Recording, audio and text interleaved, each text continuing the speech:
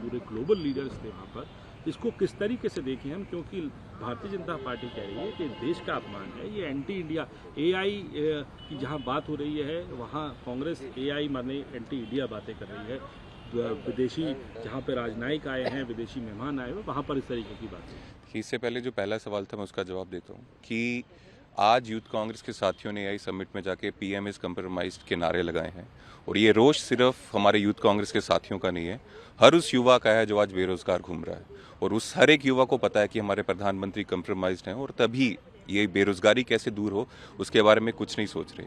ये जो trade deal अभी यूएस के साथ हुई है हम सब जानते हैं इससे हमारे देश के किसानों को और लोगों को नुकसान होगा, फायदा सिर्फ अमेरिका को होगा।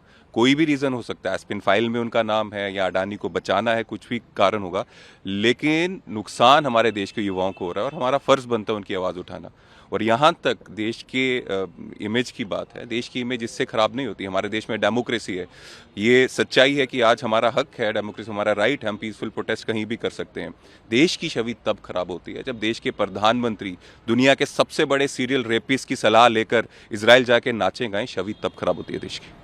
लेकिन आप मानते हैं ये कि कोई और तरीका भी हो सकता था, एक ऐसा प्लेटफॉर्म जहाँ पर ग्लोबल लीडर्स आए हुए हैं, वहाँ पर अपने देश के प्रधानमंत्री के बारे में नारे लगाना कि पीएम इज कॉम्प्रोमाइज्ड, ये इस तरीके से क्या इन चीज़ों को आप सही ठहराते हैं? देखिए, ये पहली बार नहीं हो रहा है। जब भी देश के युवाओं के ऊपर बेरोजगारी का संकट आया पिछले 12 सालों से या कोई भी संकट देश पे आया तो एक डाइवर्जन करके लिए इवेंट्स हो जाते हैं। Demonetisation, G20 summit, make in India और अब ये एआई समिट। बीजेपी को या मोदी जी को शायद लगता है जब देश के इश्यूज को वो सॉल्व नहीं कर सकते या उस पर ध्यान नहीं दे सकते तो एक इवेंट करा के डाइवर्ट करवा देंगे।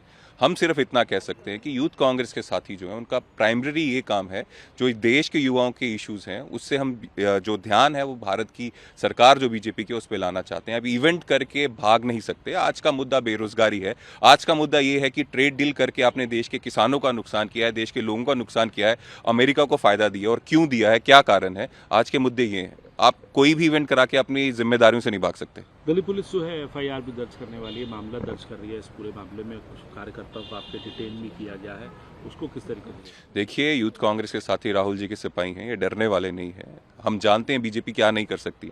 जब राहुल जी के ऊपर एफआईआर नहीं थी, वहाँ पे ईडी का मुकदमा इतने सालों तक चला, उनको कितनी बार पूछताछ करने के लिए बुलाया गया, तो बीजेपी तो किसी भी हद तक जा सकती है। लेकिन हम लोग संविधान के सिपाही हैं, राहुल जी के सिपाही हैं, हम पीछे नहीं हटेंगे, देश के युवाओं के लिए आवाज़ उठाएंगे।